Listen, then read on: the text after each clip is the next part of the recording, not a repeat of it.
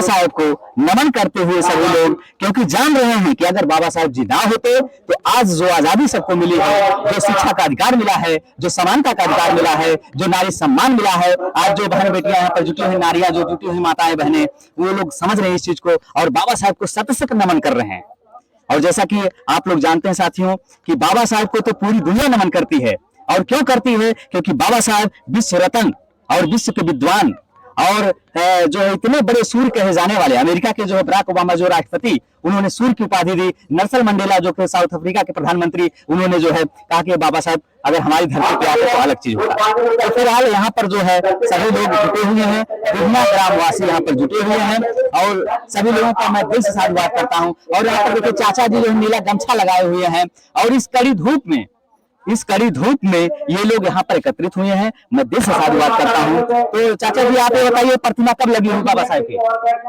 बाबा साहब की प्रतिमा कब लगी हुई है? 20 साल हो गए। 20 साल से लगा हुआ है। अच्छा, तो ये जैसे 14 अक्टूबर जो धम्म यात्रा चल रहा है, मायावती सरकार लगवाई। अच्छा, बहन जी के द्वारा लगाया गया है। अच्छा, क्योंकि बहन जी और कांसीराम साहब जी पूरे जो है जब उनका शासन हुआ तो जगह जगह जो है प्रतिमा लगाने का काम उन्होंने किया, इतिहास रचने का काम किया। आज अगर इतिहास उन्होंने नहीं रचा होता, बहन जी ने या मानव कांसीराम साहब जी, तो हम लोग उस स्थिति में ना आते और ऐसी प्रतिमा आप लोगों को देखने को नहीं मिलती। तो हम सभी लोग शुक्रगुजार हैं मानव कांसीराम साहब जी का, बहन जी का और जितने भी महापुरुष सबका। तो आप ये लोग यहीं के हैं? अच्छा, यहीं के हैं। तो ये बताइए बाबा साहब जैसे आज के दिन 14 अक्टूबर 1956 को नागपुर दीक्षा भूमि में लगभग करोड़ों लोगों के बीच में उन्होंने दीक्षा दिया है। आप लोगों को है जानकारी? उन्होंने दीक्षा दिया है और उन्होंने दीक्षा में यह चीज दिया है कि जैसे उन्होंने कहा जो मानव हित के लिए है, तो उन्होंने बल्कि पूजा पाठ जैसी चीजों को मना किया है।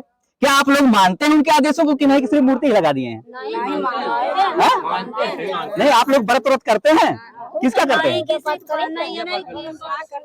देवी देवताओं को मानते हैं कि नहीं मानते हैं? नहीं मानते हैं आप लोग? कोई? अरे कोई नहीं। ज्योतियां भूखने वाले? हाँ, भूखने वाले की नहीं है यहाँ? नहीं है ज्योतिया है? नहीं, कोई नहीं। देखिए बहुत ही एक बार जोरदार ताली बजा दी माताओं बहने के लिए कि इन लोगों ने बाबा साहब की कार्य को आगे बढ़ाने के लिए, बाबा साहब के मिशन पर चलने के लिए साथियों ये लोग जो है गर्वान्वित है। और वास्तव में प्रतिमा लगाना ही जरूरी नहीं है जब तक हम बाबा साहब की विचारधाराओं को नहीं अपनाएंगे। और आज जो धम्म यात्रा निकली हुई है, मैं बौद्धाचार्यों का बहुत ही जो शुक्रगुजार हूं।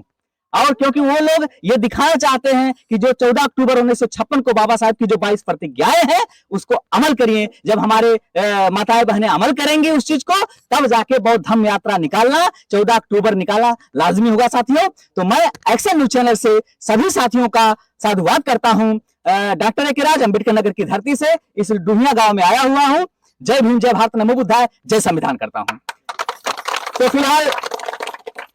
फिलहाल हमारे बीच में यहाँ पर देखिए मौजूद हैं जो है बौद्धाचार्य लोग, जो कि इस यात्रा को जो 14 अक्टूबर 1956 का जो मिशन है बाबा साहेब का, जो कि बौद्ध धम्म दीक्षा उन्होंने पूरे जो है देशवासियों के लिए दिया, तो उस मिशन को आगे बढ़ाने के लिए तमाम जाबाज ऐसे बौद्धाचार्य लोग हैं जो कि यहाँ पर उपस्थित हैं। हम जानना चाहते हैं कि ये लोग आज इस टांडा विधानसभा क्षेत्र के अंतर्गत, जो कि नेहरू नगर पड़ता है, टांडा विधानसभा क्षेत्र के अंतर्गत नेहरू नगर पड़ता है, वहां से चलकर मुबारकपुर के पास में ये डुहिया गांव है, वहां पर ये लोग आए हुए हैं। हम जानना चाहते हैं अपने एक्शन न्यूज चैनल के माध्यम से कि आप लोगों के अंदर क्या चीज आया कि इस मार्ग पर चलने के लिए आप लोग तत्पर हुए। आपका नाम? सर मेरा नाम नागेश्वर राहुल है। नागेश्वर राहुल जी जी।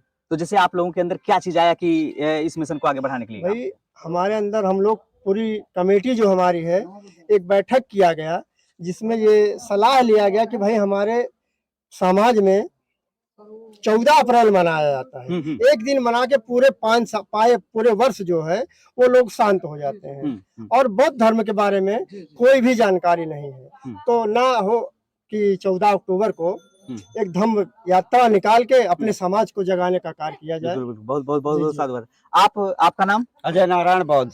अजय नारायण बौद्ध जी हम लोगों के बीच में हैं। और जो है आपके अंदर क्या चीज आया कि मतलब जो है हम अपने मसीहा बाबा साहब डॉक्टर बी.आर. अम्बेडकर को अच्छी तरह से जब पढ़े हैं तो हमको लगा कि हमारे मसीहा ने बौद्ध धर्म आज के दिन स्वीकार किया, 14 अक्टूबर के दिन अगर स्वीकार किया तो क्यों किया, इस पर गहन अध्ययन किया गया, मनन किया गया, तो हमको मिला कि हम जन्मजात बौद्धिस्ट हैं और हमारे पूर्वज बौद्धिस्ट थे, लेकिन हम लोग अपना मूल धर्म भूल गए थे या भुला दिया गया था। लेकिन अपने मसीहा को जब हमने पढ़ा, अध्ययन किया, तो लगा कि हमको अपने बौद्ध धर्म का प्रचार प्रसार तेजी से करना चाहिए और इसी में पूरे विश्व का कल्याण है। जो तथागत बुद्ध ने मानवता का संदेश दिया है सारी दुनिया को, वो तथागत बुद्ध के मार्गों पर चलते हुए बाबा साहब ने सबको इसी मार्ग पर चलने का के लिए प्रेरित किया। इसीलिए अपने जीवन के आखिरी क्षणों में उन्होंने बौद्ध धर्म दीक्षा ग्रहण किया सन 1956 में 14 अक्टूबर को।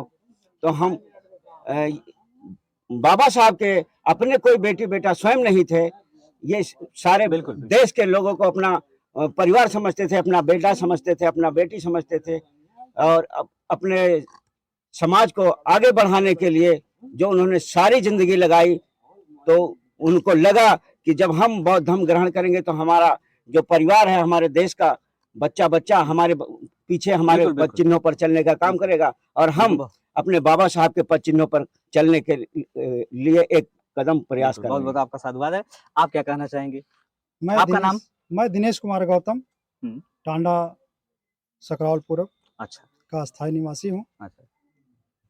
मेरे मन में विचार आया कि जिस तरह से हम लोग 14 अप्रैल अम्बेडकर जयंती, बाबा साहब का जयंती मनाते हैं सदियों से, सिर्फ हम लोग बाबा साहब की जयंती मना करके ही रह जाते हैं। बाबा साहब ने 14 अक्टूबर 1956 को धम्म दीक्षा लिया था।